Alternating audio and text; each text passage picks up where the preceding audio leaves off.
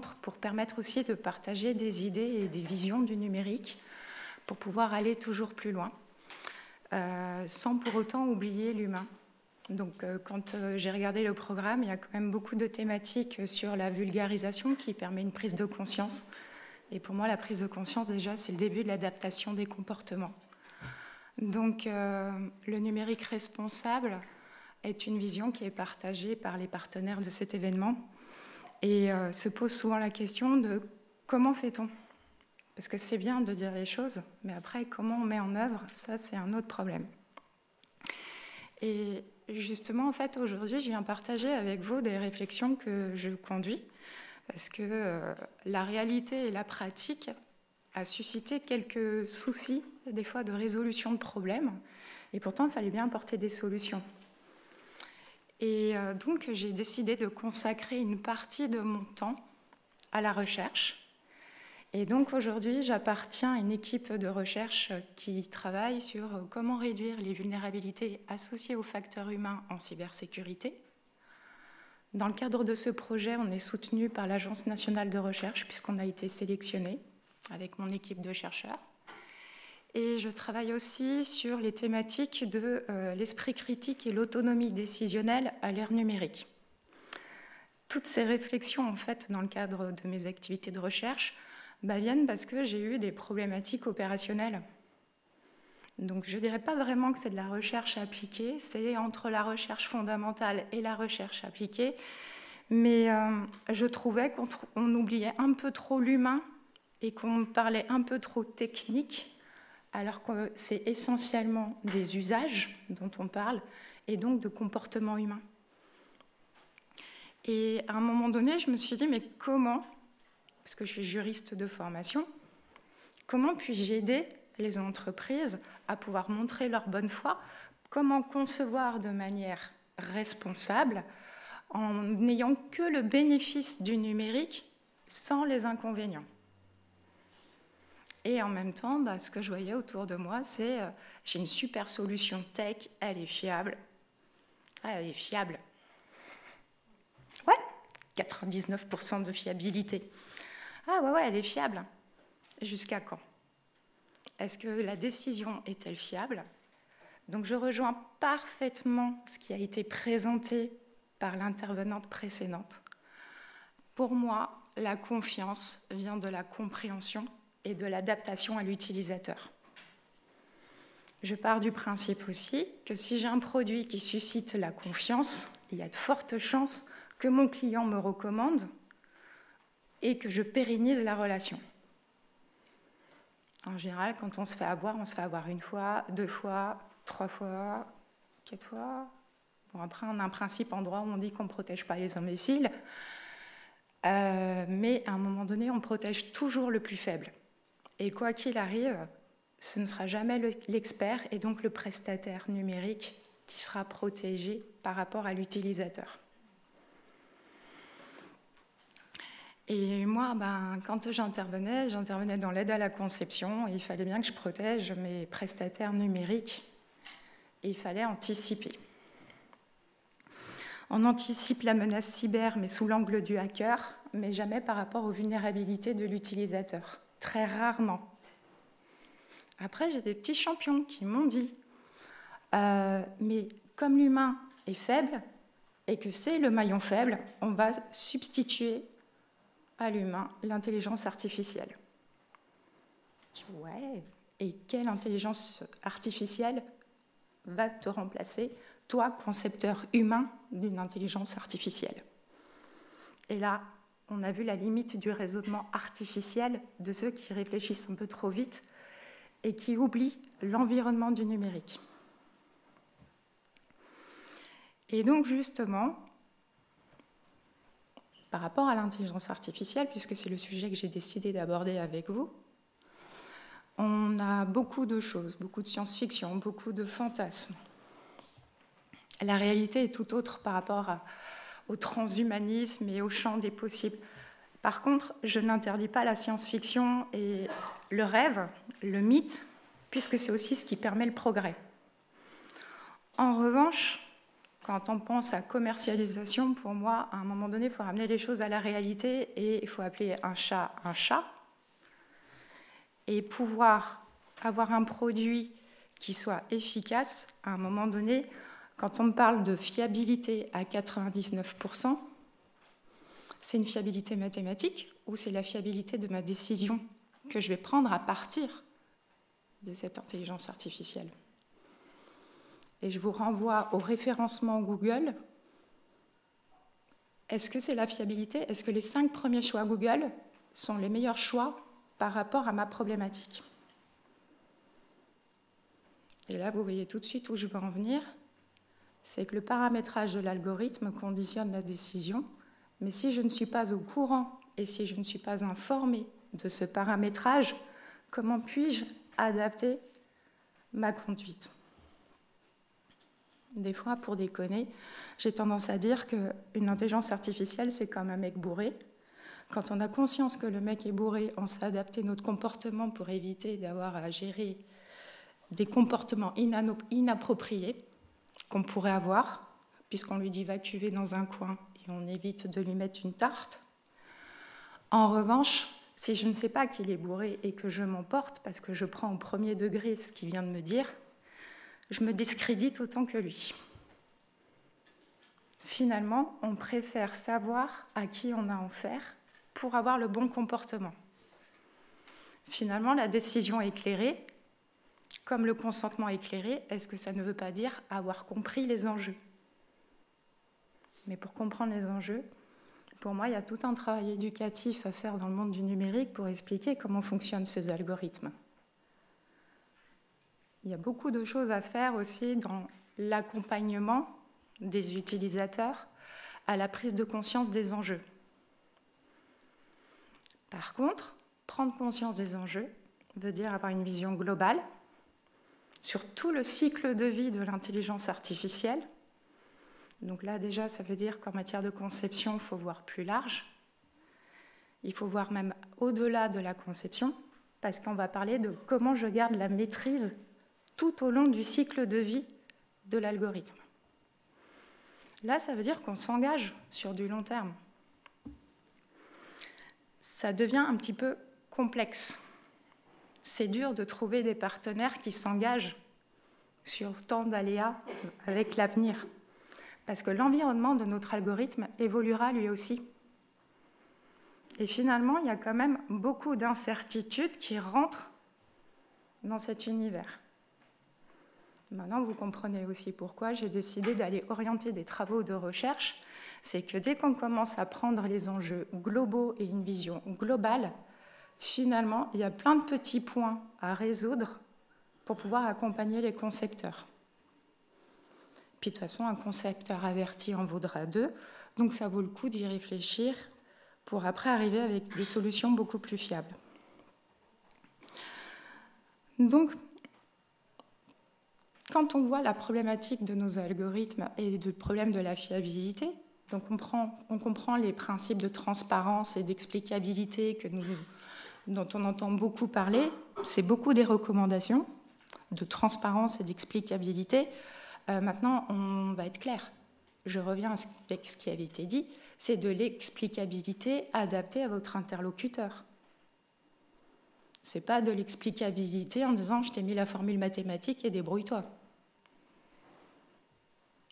Donc là aussi, ça veut dire que pour la prise en main de la solution avec intelligence artificielle, il va falloir un accompagnement et expliquer comment elle fonctionne. Quels sont les paramètres qu'elle prend en compte? Comme ça, l'utilisateur va pouvoir mettre en place des mesures organisationnelles pour pouvoir rectifier et assurer la qualité et la fiabilité des données entrantes. Dans beaucoup de systèmes d'information de type logiciel, je suis une ancienne DRH, je peux vous assurer que combien de fois j'ai vu des extractions de fichiers et de logiciels qui faisaient que ce qui était mis à jour, c'était le fichier Excel au sein du service et qu'il était rarement remonté au niveau du service RH, les petites mises à jour régulières au fil de l'eau. Et finalement, quand on lançait nos petites requêtes fort sympathiques, elles étaient tronquées puisqu'elles n'étaient pas avec des données à jour. Mais dans combien d'organisations y a-t-il des logiciels qui ne sont pas mis à jour parce qu'on a un problème de droit utilisateur, parce qu'il faudrait créer des profils très particuliers pour pouvoir modifier les choses dans le logiciel et que finalement on dit « je préfère que ce soit telle personne qui fasse les modifications dans le logiciel » et dès que la personne n'est plus là, c'est la galère. Et encore quand elle n'a pas accumulé du retard. Donc là aussi, l'algorithme a beau être le meilleur du monde et le plus performant du monde, si les données ne sont pas de qualité, ça ne sert à rien, le résultat ne sera pas correct. Donc là aussi, les mesures organisationnelles permettent, par des consignes et des principes qu'on met en place avant de lancer les requêtes, de s'assurer que les mises à jour ont bien été faites. Donc, et pourtant, là encore, pourquoi le droit vient vous aider? Parce que le droit, il vous dit, non seulement il y a des mesures techniques, mais en plus il y a des mesures organisationnelles. Là encore, pour pouvoir prendre les mesures organisationnelles, l'organisation a besoin de savoir comment ça fonctionne.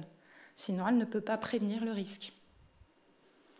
La gestion, c'est de l'anticipation, mais il faut de la transparence pour pouvoir anticiper.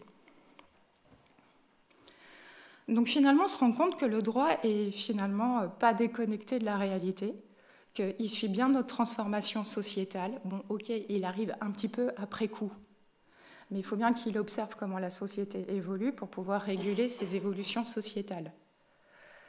Finalement, le droit, on voit que pour le numérique, c'est essentiellement l'Europe qui, avant d'être notre droit national, va poser des règles. On a quand même de la chance, parce que quand on comprend l'esprit des lois européennes, on se rend compte que la priorité 1, c'est de protéger les personnes. La priorité 2, c'est le développement économique et développer le business de confiance. Donc on a un positionnement régional sur le numérique responsable, le numérique de confiance.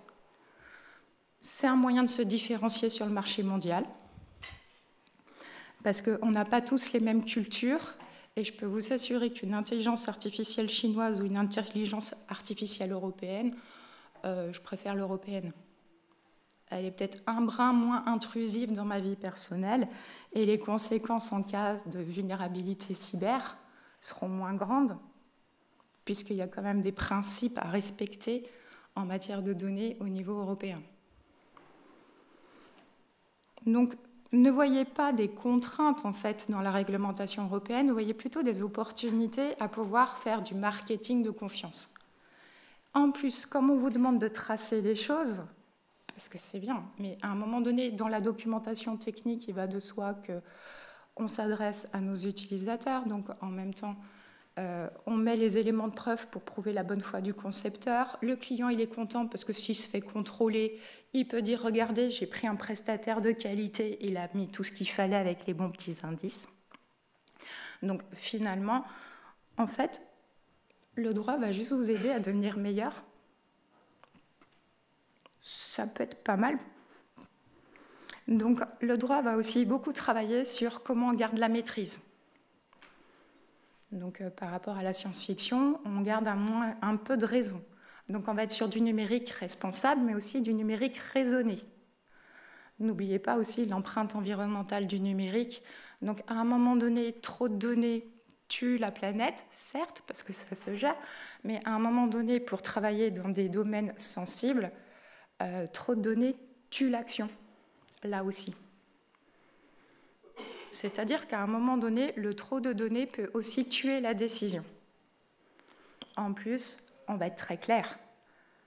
L'information numérique est une vérité relative, car l'information numérique n'est que le reflet de ce qui a été capté et des données collectées. Mais est-ce que j'ai collecté tout ce qui était nécessaire à la décision? N'oubliez pas que dans une prise de décision, pour l'humain, il y a la connaissance, mais il y a aussi tout ce qui vient des capteurs multisensoriels. Donc, à un moment donné, pour moi, c'est pour ça que je dis que l'IA et la technique, le numérique, ne sont que des outils au service de l'humain. C'est pourquoi, en fait, je trouve qu'il est intéressant d'avoir des outils fiables et que pour moi, l'intelligence artificielle est moins bonne que l'intelligence augmentée, c'est-à-dire l'humain avec les bons outils pour l'accompagner. Et maintenant, ce que je vous propose, c'est que si on a un petit temps d'échange, Donc vous pouvez me poser des questions. Oui. Prenons un exemple qui a été très décrié, Parcoursup. Mmh. Vous dites, à juste raison, je pense, qu'il faut effectivement qu'on sache quels ont été les paramètres pour obtenir le bon résultat. Mais Parcoursup, malgré tous les experts qui se sont penchés sur ça, je ne suis pas sûr qu'il y en a un qui soit capable de donner les bons paramètres. D'où la vulnérabilité, elle est en premier degré à ceux à qui on a vendu le logiciel, ou sont les étudiants qui sont du coup complètement vulnérabilisés par ces décisions prises complètement aléatoirement, on a l'impression. Alors, pour Parcoursup, il y a aussi une autre vulnérabilité qui a été révélée. C'est le problème qu'on a oublié que les jeunes utilisent le numérique essentiellement par leur smartphone. Et on a oublié de leur expliquer que les connexions Internet sont instables et que valider sur son smartphone, si je n'ai pas le mail, le retour qui dit que j'ai bien pris en compte ton choix, ça veut dire que le choix n'a pas été validé. Et on a beaucoup de jeunes aussi qui ont eu des déconnexions pendant qu'ils naviguaient sur le site de Parcoursup, qui ont cru valider leur inscription dans l'établissement qu'ils visaient et qui finalement, comme ils ont été déconnectés, ils n'ont pas eu la confirmation de l'inscription et se sont retrouvés en liste d'attente dans leur premier choix. Donc là aussi, il y a un problème de conditions d'utilisation non adaptées à l'utilisateur et surtout un usage smartphone. Et ça montre aussi qu'un jeune qui sait utiliser un smartphone ne sait pas utiliser un smartphone. D'où les conditions générales d'utilisation qui doivent prévenir ce risque, parce que ça éviterait des déboires. Et quant à la conception des algorithmes, je travaille aussi. Donc mon équipe de chercheurs s'est rapprochée des Québécois, parce qu'il faut savoir qu'ils sont très en avance sur les sciences humaines et sociales appliquées au numérique et ce qu'on appelle l'humanité numérique. Et en fait, quand on vous dit qu'il faut avoir une vision globale, c'est-à-dire qu'à côté des ingénieurs et des mathématiciens et des experts de la tech, il faut inclure des personnes qui vont travailler Parcoursup. J'aurais pris des experts de l'orientation, j'aurais pris des éducateurs, j'aurais pris des sociologues, j'aurais pris des personnes en sciences cognitives, pour pouvoir fiabiliser l'algorithme. Car il y a beaucoup de paramètres liés à l'orientation, à l'humain et à ces modalités. Quand on parle de l'ergonomie, très sincèrement, Parcoursup n'est absolument pas un outil ergonomique. L'expérience utilisateur, je ne sais pas comment ils l'ont réfléchi, mais ça a dû être fait en 2-2. Et je ne vous parle même pas des applications SNCF. Donc, à un moment donné, quand on dit que pour fiabiliser l'algorithme, il faut associer les sciences humaines et sociales, ça veut dire qu'on va avoir des personnes qui vont avoir une vision très globale. Et je peux vous assurer que par rapport à la cybersécurité, quand on parle des parties prenantes en cyber et de qui intervient pour fiabiliser nos systèmes d'information, quand on commence à dire va falloir des experts de la géopolitique parce qu'on parle d'objets connectés, à un moment donné, moi, on me dit, mais j'ai jamais parlé avec quelqu'un qui est expert en géopolitique.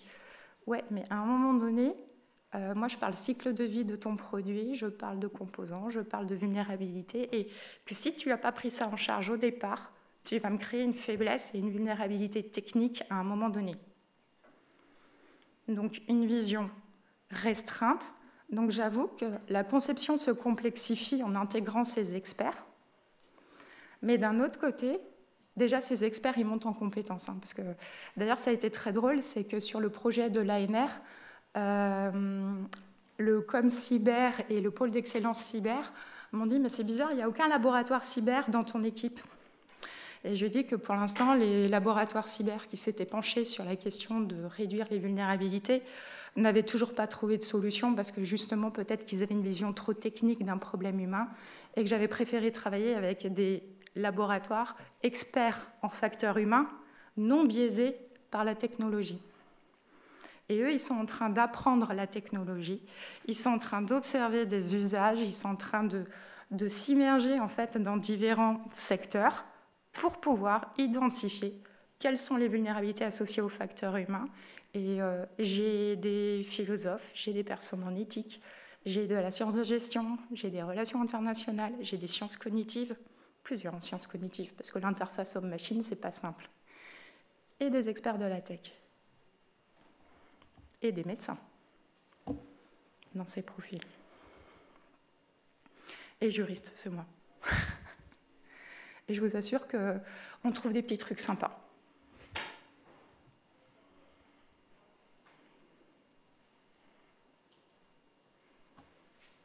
Oui. Déjà, merci. Votre point de vue est très, très intéressant. En fait, je voulais revenir sur vos propos par rapport à trop de données tue l'information. Lorsqu'on fait des algorithmes, on les fait sur une base de données qu'on a à un moment donné, et ça donne un résultat. Et en fait, savoir s'il faut plus de données ou pas de données, c'est un petit peu la recherche à essayer d'améliorer l'algorithme. Mais on sait que si on a plus d'informations, en général, on a moins de données censurantes et plus efficaces. Où est-ce que vous mettez votre barrière sur trop de données? C'est quoi pour vous l'argument pour dire qu'il y a trop de données? À partir du moment où la donnée crée une traçabilité qui devient une vulnérabilité. Quand je parle de la donnée utile, j'en reviens à la réglementation qui vous dit qu'il faut minimiser. Déjà, trop de données, ça veut dire aussi puissance de calcul, ça veut dire place sur les serveurs, ça veut dire coût de maintenance de ces bases de données pour la sécurisation de ces bases de données. Donc, je pense cycle de vie. Ça veut dire aussi qu'il faut sécuriser tous ces jeux de données parce que si je veux que mon algorithme fonctionne, il faut aussi que les données soient intègres et idéalement confidentielles, mais en tout cas disponibles et intègres. Et la question de leur disponibilité et de leur intégrité est fondamentale si je veux une aide décisionnelle fiable. Après, pour travailler dans des domaines sensibles, je peux vous assurer que des fois, il y a des données qui sont plus compromettantes qu'autre chose et que garder certaines traces ne sont pas forcément nécessaires. Puisque c'est des freins à l'action. Parce que finalement, d'avoir peur empêche même d'agir. Principe de précaution ultime et trop important. Je renverrai aux assurances. À partir du moment où on les trace, il n'y a plus rien. Regardez les boîtiers qu'on a voulu mettre dans les véhicules pour les assureurs. Combien ont un boîtier dans leur véhicule qui dit s'ils sont un bon conducteur pour avoir une remise? Voilà. Parce que détourner, ça veut dire, et potentiellement si je suis un mauvais conducteur, est-ce que sur le leasing de ma voiture, je ne vais pas avoir, au moment où je vais la rendre, une amende? Parce que là aussi, le leasing, c'est si je conduis, si je suis correcte et tout. La voiture collecte beaucoup d'informations qui sont un peu désagréables. Et en plus, des fois, elle ne vous dit même pas la bonne limite de vitesse, parce que les choses évoluent plus vite. Et le compteur, des fois, vous dit que c'est limité à 110, et puis en fait, il fallait être à 90, puis des fois, il fallait être à 70, et puis des fois, il vous dit qu'il faut être à 50, alors vous avez le droit d'être à 70. Puis après, quand on fait le bilan, on me dit que je suis une mauvaise conductrice. Ben non. J'ai tous mes points.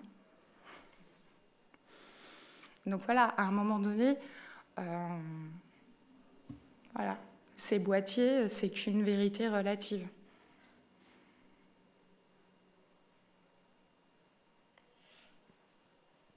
Mais il faudra le dire à l'assureur le jour où il voudra vous la faire à l'envers.